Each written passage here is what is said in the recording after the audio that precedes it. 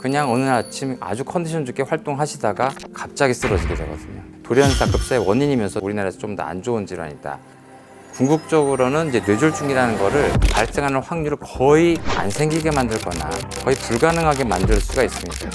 평상시에 뭔가를 시작하는 시점에 잘만 조정하면 그런 일이 생기지 않게 만들 수 있다는 뜻입니다. 안녕하세요. CBS 경제연구실 구독자 여러분, 반갑습니다. 저는 서울대학교 병원 신경과 이승훈 교수입니다. 얼마 전에 뇌가 멈추기 전에라는 책을 냈습니다. 이 책은 뇌졸중에 대한 여러분의 이해를 돕고자 내었는데요. 오늘 한번 자세한 안내를 드리고자 출연하게 되었습니다. 일단 개념적으로는 아주 간단한 병입니다. 뇌라는 장기가 혈관에 의해서 갑작스럽게 망가지는 병을 뇌졸중이라고 해요. 그러니까 망가지지 않게만 하면 된다는 뜻이죠. 망가지게 하는 원인은 혈관 때문에 벌어지거든요. 혈관이 막히거나 터지거나 하는 사건 때문에 벌어집니다. 이게 외상이 아닌 스스로 막히거나 스스로 터지는 일이 생기거든요. 그러니까 이게 혈관이 태어날 때부터 아주 잘못 만들어지지 않았다면 살면서 여러 가지 환경적인 요인이나 본인이 살던 생활 습관 때문에 여러 가지 문제가 생겼다는 것이기 때문에 평상시에 뭔가를 시작하는 시점에 잘만 조정하면 그런 일이 생기지 않게 만들 수 있다는 뜻입니다. 뇌졸중이 이제 어떤 병이냐 하면 뇌가 망가지는 병이라고 말씀드렸는데, 그럼 뇌가 무슨 일을 하는지를 이해를 하셔야 됩니다. 우리의 필수 장기들, 심장은 혈액을 뛰게 만들고, 폐는 숨을 쉬게 만들고, 간은 혈액의 독소를 없애고 영양을 만들고, 뇌는 이 모든 필수 장기들을 관장하는 역할을 합니다. 우리가 뛰고 생각하고 모든 것들을 다 조절하고 관장하죠. 근데 그 지휘자 역할을 하니 뇌는 다른 장기하고 다르게 위치별로 다 다른 역할을 해요. 전두엽, 측두엽, 두정엽, 후두엽, 심지어 전체 구조를 이루는 대뇌, 그 다음에 소뇌, 뇌간이 역할이 다 달라요. 그러다 보니까 대개는 뇌졸중이 생겼을 때 혈관에 의해서 일부만 망가집니다. 그래서 우리가 이 뇌라는 거는 뇌가 망가졌을 때 뇌가 아프다 이렇게 오게 되는 게 아니고 우리 몸을 관장하기 때문에 우리 몸이 망가집니다. 그런데 일부만 망가져요. 왜냐하면 뇌가 그 일부만 관장하고 있기 때문에. 일부가 망가지면 일부가 망가지는 증상으로 갑자기 나타나게 됩니다. 그래서 환자분들이 대개 느끼는 증상은 완전히 멀쩡하다가 어느 날 갑자기 한쪽 팔다리가 망가지는 증상으로 생기게 되는 게 일반적인 뇌졸중의 증상입니다. 그래서 무서워할 수밖에 없는 게 뇌졸중이 생길 거라는 전조나 어떤 느낌을 3, 4개월 전이나 1, 2년 전부터 알고 있던 게 전혀 아니라서 그냥 어느 아침 아주 컨디션 좋게 활동하시다가 갑자기 쓰러지게 되거든요. 뇌졸중의 발병은 일반적으로 우리나라에서 한 10만 명에서 한 11만 명 정도입니다. 그게 어느 정도 숫자냐 하면은 인구 단위로 하게 되면은 500명 중에 1명 정도가 매년 발생한다. 12분에 1명씩 계속 발생한다. 이 정도 비율이면은 그렇게 드물지 않은 질병입니다. 근데 그게 또 전 연령대에 발생하는 게 아니고 비교적 장년 이후 노인에서 많이 발생하기 때문에 그 연령대는 굉장히 흔한 병이 되게 됩니다. 최근 들어서 뇌졸중의 발생률 자체는 어떻게 되고 있냐 하면은 증가하고 있는데요. 발생률 자체를 이제 표준화시키면 사실은 서서히 줄거나 비슷한 상태입니다. 그런데 왜 증가하냐? 연령이 지금 고령화되고 있기 때문에 노인층이 많아져서 실제로는 노인 인구가 많아지기 때문에 지금 증가하고 있습니다. 사망률은 급격하게 떨어지고 있어요. 그러니까 발생 건수가 굉장히 많아지는데 사망률이 떨어진다는 얘기는 굉장히 많은 사람들이 장애자로 간다는 얘기입니다. 거꾸로 얘기하면. 그래서 사회적인 큰 부담이 돼가고 있다. 특히 우리나라처럼 이제 장애자에 대한 시선이 안 좋고 장애자에 대한 여건이 조금 안 좋은 나라에서는 장애자가 되면 그 집에서 사회로 나오지 못하고 활동하는 비율이 떨어지게 되기 때문에 우리나라에서 좀 더 안 좋은 질환이다 라고 말씀드릴 수가 있습니다. 최근에는 아주 전통적인 원인에 의한 뇌졸중 환자가 젊은 층에서 많아지고 있어요. 전통적인 게 뭐냐? 아주 전형적인 동맥경화성. 그러니까 40대, 50대 이후에 나타나는 동맥경화성 원인이 30대부터 나타나는 경우들이 많아졌다. 그러니까 고혈압, 당뇨, 고지혈증, 술, 담배에 의한 그런 만성적인 혈관 변화가 30대부터 나타난 경우들이 많아졌다라고 이해하시면 될 것 같습니다. 그래서 어떻게 보면 본인 몸에 대한 그런 책임의 그런 부분들이 조금 요즘 들어서 좀 나빠진 측면이 있다라고 생각할 수 있을 것 같습니다. 뇌졸중에서 혈관이 중요하다는 질문은 조금 애매한 이유가요. 뇌졸중은 혈관 그 자체입니다. 왜냐하면 혈관 때문에 생기거든요. 그러니까 여러 질환들은 그 장기의 세포 때문에 병이 생기는 경우가 많이 있죠. 뇌전증이라는 병은 뇌세포 자체가 잘못돼서 생기는 병이고, 파킨슨병이라는 거는 뇌신경세포가 퇴행이 돼서, 알츠하이머 치매도 뇌신경세포가 망가져서. 그런데 뇌졸중은 뇌신경세포가 잘못이 전혀 없고요. 뇌신경세포를 먹여 살리는 혈관이 갑자기 막혀서 산소와 영양분을 주지 못해서 굶어 죽어버리거나, 아니면 갑자기 터지면서 혈액에 의한 홍수 때문에 신경세포들이 갑자기 망가지는 질환입니다. 이 범인이 뭐냐 하면 뇌혈관이 바로 범인이라고 얘기 드릴 수 있고, 뇌의 신경세포는 거기에 의한 피해자들입니다. 그래서 이 병을 잘 이해하기 위해선 당연히 혈관의 병리를 이해해야 됩니다. 사실 일반인 입장에서는 뇌졸중만 아셔도 되긴 한데, 뇌졸중을 둘로 나누면 혈관이 막혀서 생긴 뇌경색, 혈관이 터져서 생긴 뇌출혈 둘로 나눌 수가 있습니다. 나누는 이유를 이제 의학적으로만 나누고 환자분들은 몰라도 되냐? 그렇지는 않은 게요. 뇌경색의 사망률은 1년을 기다려도 5% 미만이고, 뇌출혈의 사망률은 3개월 만에 40%에 달할 정도거든요. 그러니까 이 두 가지가 처음에 발생하고 환자분들이 얻게 되는 신경학적 손상이나 그 피해가 말도 못하게 다르기 때문에 그 두 가지 질환을 구별해서 알고 있는 게 좀 낫긴 합니다. 그리고 두 가지 질환이 재발되는 양상이, 출혈이 생긴 분이 또 출혈 생길 가능성이 높고, 경색 생긴 사람이 또 경색 생길 가능성이 높아요. 그런데 왜 그럼 묶어놨냐라고 하면, 이유는 환자분들의 치료를 응급실 수준에서 통합적으로 하기 위해서입니다. 이게 무슨 뜻이냐? 환자분이 응급실에 나타났을 때는 그냥 갑자기 한쪽 팔다리 마비, 갑자기 실어증 뭐 이런 걸로 나타나는데, 응급실의 의사 입장에서도 이게 뇌졸중이라는 것만 알지, 이게 얼마나 자세히 세포가 죽었는지 터졌는지 막혔는지 모릅니다. 그렇다고 그걸 알아낼 때까지 환자의 치료를 지연할 수가 없기 때문에, 일단 뇌졸중이라는 카테고리로 하고, 그 응급실에서는 바로 이제 알람을 울려버리거든요. 바로 이제 응급치료 과정으로 들어가게 되는데, 그 다음에 이제 치료하는 과정에서 빠른 속도로 뇌경색과 뇌출혈을 구별해서 그 다음 달라지게 됩니다. 그래서 일단 뇌졸중이라는 카테고리를 넣는 게 전 세계 보건학적으로 중요하기 때문에 카테고리에 넣은 것이고, 뇌경색과 뇌출혈을 구별해서 그 다음부터 치료를 하게 됩니다. 근데 뇌경색은 또 세 가지로 나뉘는데요. 대혈관 동맥경화성 질환, 죽상경화성 질환, 이게 전통적으로 말하는 뇌경색이고, 소혈관 동맥경화성 질환이 있고, 그다음에 심장 원인성 뇌경색이라는 것도 있습니다. 이거는 정말 뇌가 아무 잘못도 없는데 심장에서 혈전이 뇌로 날아가서 막혀서 생기는 경우도 있어요. 흔합니다. 이거 생각보다. 이 세 가지가 있다. 이 정도. 그다음에 뇌출혈은 뇌실질 출혈이라고 해서 그 뇌혈관이 뇌 조직 안에 있는 작은 혈관이 터진 경우. 요즘 뭐 뉴스 많이 나는데 지주막하 출혈이라고 해서 뇌의 바깥에 있는 큰 혈관이 뻥 터져가지고 갑자기 사망하시는 경우. 그래서 출혈도 뇌실질 출혈, 지주막하 출혈 두 가지 종류가 있습니다. 그래서 어떻게 보면은 이 5가지나 되는 큰 카테고리를 다 묶어서 전부 다 뇌졸중이라고 합니다.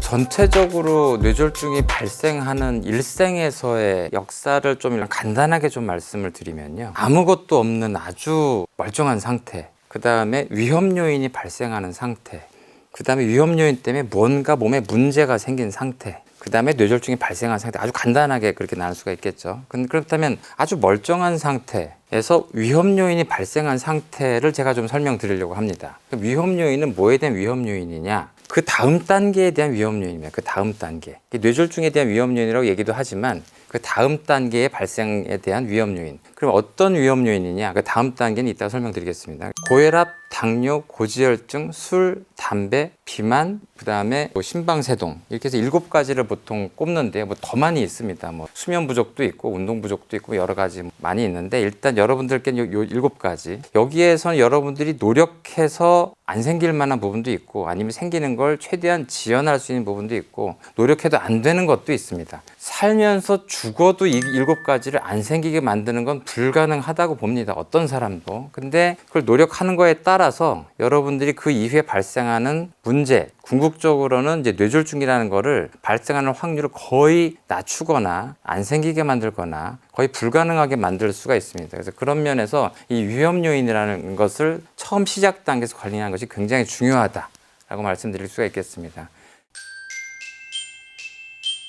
혈압은 필수적인 겁니다. 없으면 사람이 죽습니다. 낮아도 죽고 높아도 안 좋은 거예요. 정상 혈압이 필요한 거죠. 높으면 혈관이 부담을 느낀다는 뜻입니다. 그런데 무슨 문제를 일으키느냐? 당장 높다고 그날 문제가 생기거나 1년 사이에 문제가 되는 일은 없다. 근데 몇 년 되면 몇 년 뒤에 문제가 생긴다. 몇 년 뒤를 막으려면 어떻게 해야 되느냐? 오늘부터 해야 된다. 뭐 그런 뜻입니다. 고혈압이 제일 왜 흔하냐? 우리 몸이 고혈압이 제일 생기기 좋습니다. 무슨 뜻이냐? 혈압의 원리는 우리 인간이 그 어떤 상황이 생겼을 때 혈압을 높이는 걸 가장 먼저 하기 때문에 그렇습니다. 놀랍거나 도망가거나 이런 일이 생겼을 때 제일 먼저 해야 되는 건 근육을 갑작스럽게 혈류를 높여서 도망가거나 싸우거나 이래야 된단 말입니다. 그러려면 심장이 갑자기 빨리 뛰고 혈액을 보내야만 근육에 힘이 생기고 놀라고 도망가게 되죠. 이런 일들은 심장 박동과 혈압의 상승으로 이루어지는 거거든요.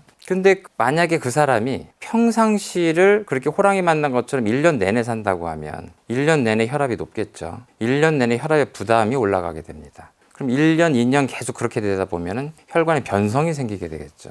이게 고혈압입니다. 그러니까 처음에 내내 불안 초조나 여러 가지 수면 부족으로 몇 년 지내게 되면 혈관의 탄력성으로 그걸 버틸 수 있는 단계, 기능적 고혈압이었다가 나중에는 그 탄력성을 잃게 되면 혈관이 그 기질적인 고혈압 상태로 넘어가게 됩니다. 이건 뚱뚱하거나 운동 부족인 사람뿐이 아니고 긴장하기 쉽거나 불안하거나 걱정이 많거나 어떤 사람이라도 생기기 쉽기 때문에 고혈압이 제일 흔하다. 그런데 혈관을 제일 다치게 합니다. 혈압이 높다는 것 때문에 물리적으로 혈관 자체를 바로 충격을 줘요. 충격을 주면 혈관이 그냥 쉽게 말하면 찢어집니다. 혈관이 찢어지면 복구되면 되지 않냐. 찢어지면 괜찮을 텐데 복구하는 과정에서 에러가 생겨요. 그걸 복구하는 과정에서 염증이 생기고 그걸 그러다가 부풀어 올라가고 그게 동맥경화가 됩니다. 그러다가 그 동맥경화에서 이 동맥경화반이 파열이 되거나 밖으로 찢어지거나 혈전이 생겼을 때 뇌졸중이 생기는 거니까 이 고혈압이란 건 동맥경화를 만드는 원동력, 가장 중요한 원인이고 만약 고혈압이 없다면 뇌졸중의 30%가 사라집니다. 예전에는 수은혈압계를 가지고 진단을 했기 때문에 반드시 병원에 가서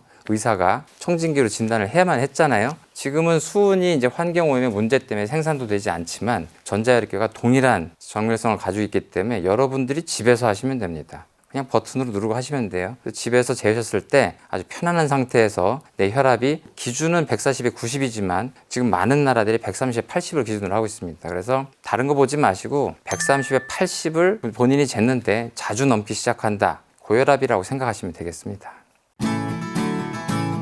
당뇨는 사실 발생하는 원인 자체가 이제 비만과 대사 이상과 큰 연관이 되다 보니까 요즘 특히 당뇨 발생률이 좀 높아지고 있습니다. 특히 한국인의 당뇨 발생률이 뭐 더 비만하다고 생각하는 미국보다 더 많다고 하는 게 충격이죠. 왜 그러냐 하면 한국인의 이 체형 자체가 췌장에서의 인슐린을 생산하는 베타세포의 능력이 서구권에 비해서 유전적으로 좀 떨어지기 때문에 그렇습니다. 이렇게 체격이나 이런 게 밥을 아주 많이 먹을 수 있는 그런 체질이 아닌 거예요. 뇌는 포도당만 가지고 씁니다. 없으면 큰일 나는데 많으면 무슨 일이 벌어지느냐. 너무 많으니까 풍족해지면 우리 몸에서는 그걸 가지고 어떻게 쓸 줄 모르니까 포도당이 아무 데서나 달라붙습니다. 아무 데서나 붙는다는 걸 의학적으로는 당화된다고 하는데 다른 데 아무 데나 단백질에도 붙고 뭐 전해질에도 붙고 다 달라붙는데 이렇게 달라붙는 물질이 염증성 물질이 돼요. 그래서 몸 안에 염증성 물질이 된다는 건 염증을 직접 일으킨다는 얘기는 아니고 염증이 생길 수 있을 때 염증을 강화시키는 요인이 됩니다. 그러면 가벼운 염증도 큰 염증으로 시키고 금방 염증을 끝날 걸 염증을 오래 가게 하고 즉 무슨 얘기냐 처음에 고혈압이 어떤 상처를 일으켜서 염증을 일으켰다. 그럼 그 염증을 증폭시킵니다. 당뇨를 조절 못하는 사람들은 다른 사람보다 동맥경화 증이 훨씬 더 커지고 더 빨리 커지게 됩니다. 그래서 동맥경화증이 생길 수 있는 사람한테 더 우글우글하게 생기게 하고 더 빠르게 성장하게 하는 그런 역할을 하게 하죠. 그래서 당뇨병도 굉장히 중요한 뇌졸중의 위험 요인이 돼가고 있습니다. 콜레스테롤이 우리 몸의 왜 필수 영양분이냐 하면 우리 몸의 모든 세포의 세포막에 일정 비율로 콜레스테롤이 필요합니다. 없으면 세포막의 구조가 망가져요. 1번. 두 번째로는 우리 몸의 스테로이드 호르몬과 성호르몬의 초기 물질입니다. 이게 없으면 스테로이드 호르몬과 성호르몬을 못 만들어요. 스테로이드 호르몬이 없으면 인간이 살 수가 없습니다. 성호르몬이 없으면 자식을 낳을 수가 없어요. 콜레스테롤이 없으면 인류가 존재할 수 없는 거죠. 그걸 많으면 좋다고 해석하시면 안 되는 게, 동맥경화증이 이렇게 혈관 안으로 부풀어 오른 흉터라고 보시면 되는데, 그럼 그게 안에 뭐가 쌓였으니까 그럴 거 아니에요? 콜레스테롤입니다. 콜레스테롤이 잔뜩 쌓였어요. 그러니까 콜레스테롤은 동맥경화증의 덩치를 이루는 겁니다. 이 성분이 콜레스테롤인 걸 안 지가 너무 오래됐기 때문에 아주 오래전부터 이 콜레스테롤을 안 쌓이게 만들 방법은 몸에서 콜레스테롤이 합성되지 않게 하면 되는 거 아니냐라는 시도를 정말 1950년대부터 해왔던 거예요. 굉장히 오래전부터 약을 줘서 해봤다가 너무 많은 실패를 했습니다. 너무 많은. 지금 약보다 정말 말도 안 되게 나쁜 약들로 너무 많은 실패를 하다가 2000년대부터 지금 있는 약까지 계속 개발돼 왔던 거죠. 이게 왜 여기에 대해서 왈가왈부가 많냐면, 고혈압과 당뇨, 고지혈증 세 가지가 사실은 똑같아요. 본인들이 무슨 증상이 있을 거라고 착각하십니다. 아무 증상이 없습니다. 고혈압, 당뇨, 고지혈증 다 아무 증상이 없어요. 그런데 여러분들이 집에서 잴 방법이 없죠. 병원에 와서도 매번 재지도 않습니다. 두 가지는 가자마자 의사 선생님이 재줘요. 얼마다라고. 근데 고지혈증은 바로 잴 수가 없어요. 혈액 검사를 하고 그것도 몇 시간 걸립니다. 아무리 빨리 해도. 그러니까 그 사이에 여러분들의 인지적인 갭이 생겨요. 내가 지금 안 좋은 것과 이 콜레스테롤이 컨디션이 안 좋은 게 맞는지가 갭이 생겨요. 그러다 보니까 믿지 않는 일들이 자꾸 벌어집니다. 지금 수십 년간 쌓아온 과학적인 그 토대를 어떻게 보면 부정하시는 건데, 근데 이거를 지금 전부 다 여러분들 생각이 틀렸다는 것이 아니고, 일반인들 수준에서는 그 생각이 맞는 경우가 많이 있습니다. 그러니까 이게 약을 과잉 처방을 옹호하는 게 아니라 일반인들이 약을 먹을 필요는 없습니다. 환자들이 먹어야 된다는 얘기예요. 환자들한테 너무너무 중요한 약이고 정말 너무 많은 데이터가 있습니다. 그러니까 사실 콜레스테롤에 대해서는 본인이 어느 단계에 맞는지, 어느 수준에 맞는지, 내가 고지혈증이 맞는지를 정확하게 진단하고 거기에 맞다면 어떻게 처방을 해야 되는지, 아니면 내가 처방 전에 어떤 처치를 해야 되는지, 운동을 해야 되는지, 식이요법을 해야 되는지 거기에 맞게 하라는 거를 먼저 확인하시고, 내가 약을 먹어야 된다면 어떤 부작용을 감수하고 먹어야 되는지 그걸 철저하게 하시는 게 제일 좋다라고 생각을 합니다. 네, 흡연은 그 수많은 연구에서 건강에 도움이 되는 부분을 심리학적인 위안을 제외하고는 이론적으로, 논리적으로 아무런 증거를 발견을 못했기 때문에 그렇습니다. 증거가 없어요. 그래서 한 개 피 정도가 아니라 그냥 다 독소로 되어 있습니다. 여러분들이 이걸 독소라고 생각하면 피실까요? 먹을까요? 말이 안 되잖아요. 근데 밝혀진 성분만 1000개가 넘고, 그러니까 이게 화학 물질입니다. 피우는 게 내 몸에 들어가냐?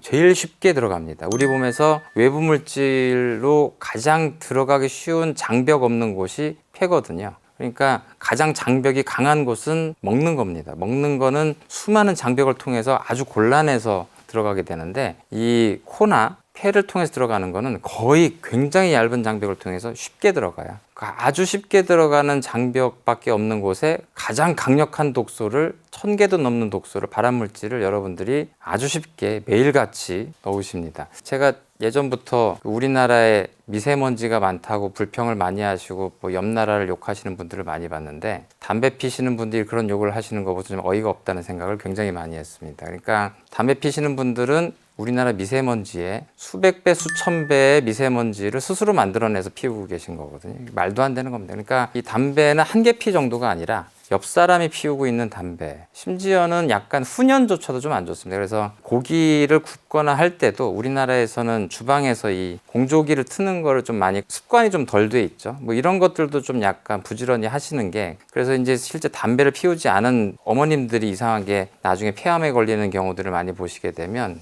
우리가 이런 폐 건강에 대해서 그동안 너무 신경을 쓰지 않은 부분이 아닌가 생각을 하셔야 됩니다. 이런 화학물질이 폐뿐 아니라 폐를 통해서 들어오기 때문에 혈액을 통해서 돌다가 혈관을 통해서 박혀서 똑같이 동맥경화를 일으킵니다.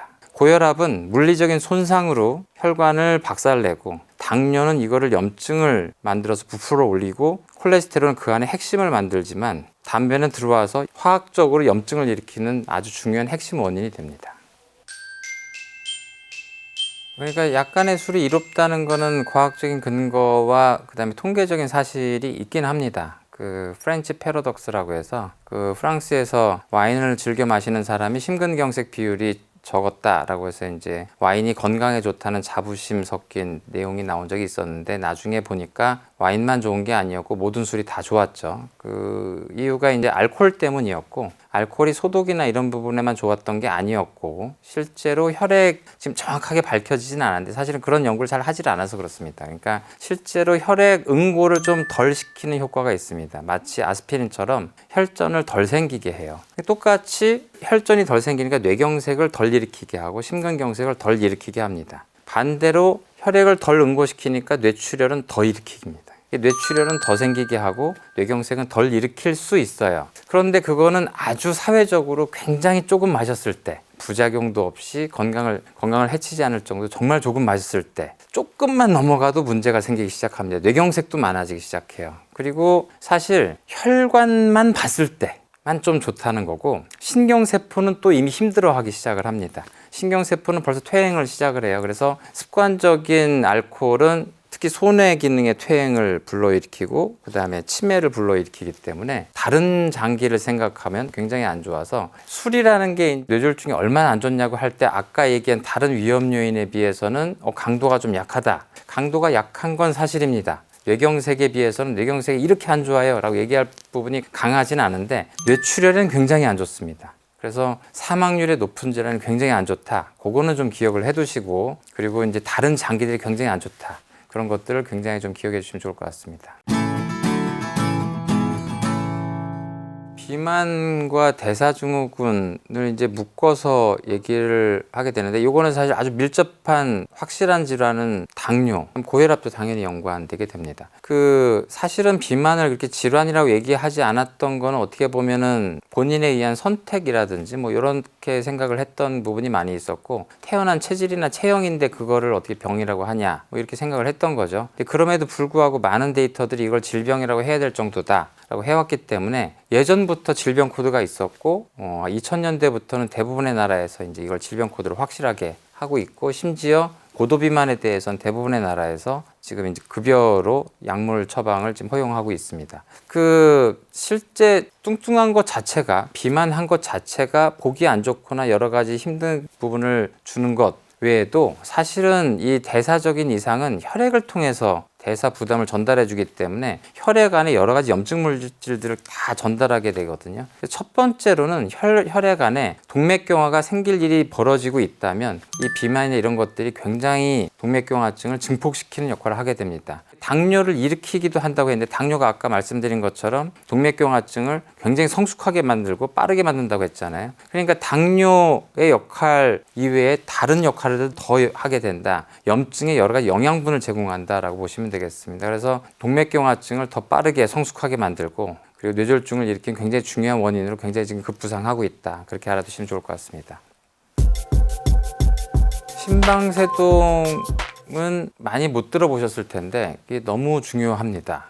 이걸 쉽게 개념으로 설명드리면 부정맥이에요. 부정맥의 가장 흔한 형태입니다. 부정맥은 정맥이 아니란 뜻인데 정상적인 맥박이 아니란 뜻입니다. 불규칙적으로 뛰는 맥박 중에 가장 흔한 형태입니다. 근데 심방세동이 어떤 형태를 일으키냐? 혈전을 만들어요. 심장에서 불규칙적으로 뛰다 보니까 혈액에 와류가 생기면서 혈액끼리 뭉쳐서 혈전을 만들어서 혈전을 몸에 뿌리는데 심장에서 나온 혈액 중에 30%가 뇌로 가기 때문에 뇌로 갈 확률이 제일 높습니다. 아니 70%가 몸으로 가는데 왜 하필 뇌가 많냐? 다른 장기는 가도 그 증상을 잘 못 느껴요. 왜냐하면 아까 말씀드린 것처럼 한 장기는 같은 일을 하기 때문에 거기가 손상이 돼도 우리가 모릅니다. 그런데 뇌는 한 부분으로 가도 그 부분이 중요한 일을 하고 있기 때문에 우리가 바로 증상이 생겨버려서 뇌졸중 증상이 가장 흔하게 생깁니다. 제일 중요하기도 하고요. 그래서 뇌졸중을 일으키는 가장 중요한 원인인데 심장 자체로도 굉장히 중요합니다. 왜냐하면 심방세동 있는 분들의 대부분은 또 무증상이에요. 몰라요. 심장 자체로 뭐가 중요하냐? 심장이 갑자기 멎을 수가 있습니다. 그냥 급사로 끝나세요. 그러니까 성인 급사, 성인 도로사 굉장히 중요한데 첫 번째 발작으로 돌아가시는 분들도 있어요. 첫 번째로 뇌졸중이 생기시는 분들이 있고 심방세동을 평상시에 알고 계셨는데 관리를 잘해서 뇌졸중이 안 생기게 한다. 이게 굉장히 이상적일 텐데 뇌졸중이 생겼는데 와서 봤더니 심방세동이세요 라고 진단받는 일이 허다합니다. 열심히 운동하려고 40대부터 갑자기 마라톤을 했는데 갑자기 돌아가셨다. 알고 보니 부정맥이 있었던 것 같다. 허다합니다. 그러니까 이게 사실 잠재된 폭탄 같은 건데 이 심방세동 자체가 가장 중요한 급사의 원인이다. 뭐 그런 건 아니지만 이런 부정맥이 굉장히 중요한 돌연사 급사의 원인이면서 뇌졸중의 굉장히 중요한 원인이고 이 뇌졸중의 뇌경색이 처음 말씀드릴 때 그 사망률이 5% 이하라서 적은 편이다 말씀드렸는데 그 사망률의 대부분을 만드는 게 심장 원인성 뇌경색입니다. 심장이 불안정해서 사망이 높아지거든요. 제일 나쁜 타입의 뇌경색입니다. 그래서 심방세동을 우습게 볼 게 아닌데 문제는 진단이 어려워서 여러분들이 진단을 잘 하셔야 됩니다. 의사가 진단 안 하고 여러분이 하라고 하냐? 무증상이기 때문에 오기 전에는 알 방법이 없는데요. 지금 굉장히 인류가 발전해 놓은 IT 덕분에 여러분들이 진단을 하실 수가 있습니다. 병원에 와서 심전도를 하게 되면 알 수 있지만 심방세동은 생겼다 안 생겼다 하는 경우가 대부분이에요. 스마트워치로 맥박을 체크하게 계속 두십시오. 그럼 얘네들이 이제 리포트를 당신이 심방세동이 있다 없다 이렇게 얘기를 하게 될 텐데 굉장히 중요합니다. 수많은 연구 결과들이 여러분들이 스마트워치를 차고 있는 사람의 심방세동 발견율이 비교가 안 되게 높습니다. 굉장히 정확하고 여러분들이 스마트워치를 착용하셔서 심방세동 반드시 체크해 보시는 습관을 가지시는 게 좋을 것 같습니다. 이번 시간에 뇌졸중의 개념과 뇌졸중의 처음 발단에 해당되는 7가지 위험 요인에 대해 설명을 드렸는데요. 사실 시간 관계 때문에 그 자세한 내용은 설명을 못 드렸습니다. 제가 책을 쓴 이유는 그런 위험 요인들을 병원에 와서 자세히 하라는 게 아니고 아주 간단한 노력을 여러분들이 집에서 평상시에 아주 저렴하게 일찍 알거나 안 생기게 할 수 있다는 걸 알려주고자 하는 거였거든요. 그래서 제가 쓴 책이 아주 자세히 써 있습니다. 제가 쓴 책 뇌가 멈추기 전에를 봐주시면 감사하겠고요. 지금까지 뇌가 멈추기 전의 저자 이승훈이었습니다. 감사합니다.